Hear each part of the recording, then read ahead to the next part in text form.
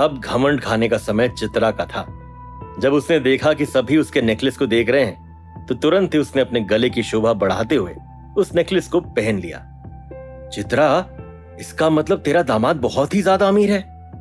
अरे शीला, कैसी बात कर रही है? हमारी अनिका इतनी पावरफुल है, तुझे क्या लगता है कि वो ऐसे किसी से भी शादी कर लेगी क्या?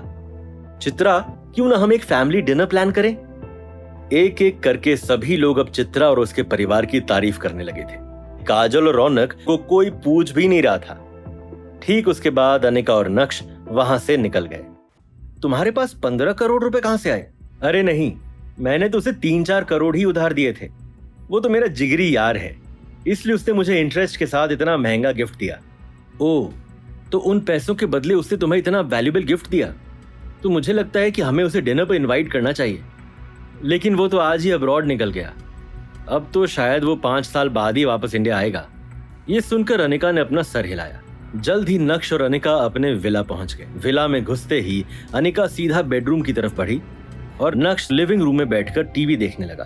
शाम को जब अनिका की आंख खुली तो उसने देखा कि नक्श किसी से कॉल पर बात कर रहा है। ये देखकर अनिका ने छुपते हुए उसकी बात सुनने की कोशिश की। अच्छा ठीक है, और उन भंडारीज के अग्रीमेंट का क्या? वो काम जल्दी से जल्दी हो जाना चाहिए। तुम्हें पता है ना कि वो 500 करोड़ रुपए की डील है।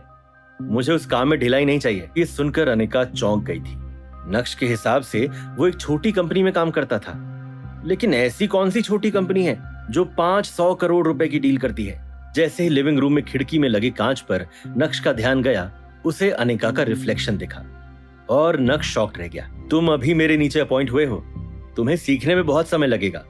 बॉस अक्सर ऐसे सवाल करते हैं, इससे ध्यान रहे कि तुम्हें काम में बिल्कुल देरी नहीं करनी है। ओके? नक्श, क्या कर रहे हो? अरे तुम उठ गई, मुस्कुराते हुए नक्श ने कहा।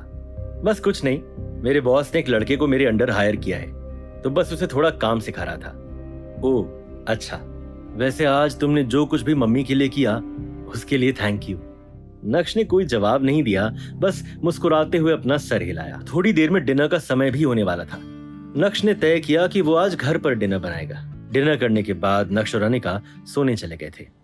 अगली सुबह अनिका को जावेरी परिवार से कॉल आया और स्टार विला से अनिका ने टैक्सी पकड़ी और जावेरी मैंशन की तरफ निकल पड़ी। नक्श भी तैयार होकर भानुशाली ग्रुप के ऑफिस निकल गया था।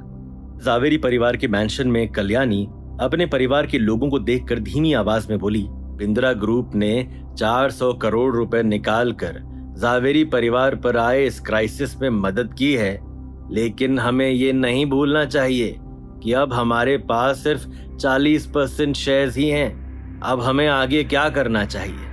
क्या आप सभी अपने अपने ऑप्शंस देंगे? दादी एकदम सही कह रही हैं, क्योंकि साल के अंत में जावेरी परिवार के पास बहुत कम प्रॉफिट होगा और उस प्रॉफिट के साथ आगे का सब कुछ मैनेज करना नेक्स्ट टू इम्पॉसिबल है। लेकिन अगर बिंद्रा ग्रुप नहीं होता तो हम कर्जा कैसे चुकाते? सूरत शहर में रहने लायक भी नहीं रहते। तो हर चीज के प्रोज एंड कॉन्स तो होते ही हैं। माँ, मेरे पास एक आइडिया है। अगर वो आइडिया कामयाब रहा तो जावेरी परिवार एक बार फिर से उठ सकता है। नवीन, क्या चल रहा है तुम्हारे दिमाग में? माँ, अब हम इस फैक्ट को नहीं बदल सकते कि जावेरी परिवार के 60% शेयर्स बिंद्रा ग्रुप के हाथ में चले गए हैं। तो मेरा सजेशन ये है कि उन 60% शेयर्स को अलग रखो। हमारे पास बाकी के जो 40% हैं, उसमें से 10% को बाहर निकालते हैं और उसे बेच देते हैं। उससे जो मिलेगा हम एक नई कंपनी की शुरुआत कर सकते हैं। आइडिया तो काफी अच्छा है, लेकिन हमारे 10% शेयर्स को कौन खरीदेगा? माँ, आप ये मत भूलिए कि अब जावेरी परिवार बिंद्रा ग्रुप के साथ काम कर रहा है। लेकिन हमारे 10% शेयर्स को आखिर कौन खरीदेगा? बोलने में वो बस 10% है, लेकिन उनकी कीमत तो करोड़ों में है ना। आप सभी परेशान मत होइए, इस बारे में मैं बहुत पहले ही सोच चुका हूँ। मैं एक दोस्त को जानता हूँ, उसके पास बहुत सारा पैसा है और वो हमारे 10% शेयर्स चुटकियों में खरीद सकता है। तुम्हारा दोस्त? माँ, क्या आपने अशरफ अली का नाम सुना है? अशरफ अली? वो अली इंडस्ट्रीज के मालिक? क्या मैम्बो अंकल उस इंसान को जानते हैं? कैसे? मैंने सुना है कि उनका कारोबार ना सिर्फ इंडिया में है बल्कि पाकिस्तान में भी फैला हुआ है। यहाँ तक कि अब तो अली इंडस्ट्रीज रशिया भी पहुंच गई है।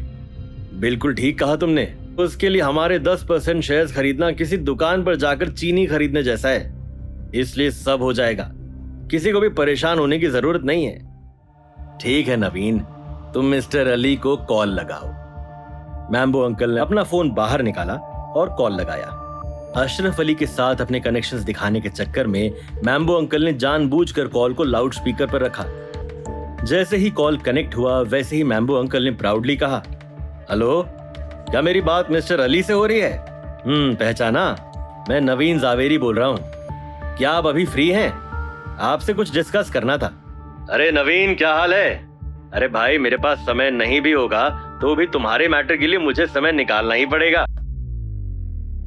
क्या 10% शेयर बेचने की आड़ में मैम्बो रच रहा था कोई बड़ी साजिश? क्या मैम्बो अंकल की वजह से अनिका का परिवार और मुसीबत में पड़ने वाला था? क्या फिर से नक्श को आना पड़ेगा जावेरी खानदान को इस मुसीबत से निकालने के लिए? ये जानने के लिए देखिए अगला एपिसोड सिर्फ पॉकेट FM के YouTube चैनल पर, और इंस्टा एम्पायर के सारे एपिसोड सुनने के लिए डिस्क्रिप्शन में दी गई लिंक से डाउनलोड कीजिए पॉकेट FM ऐप।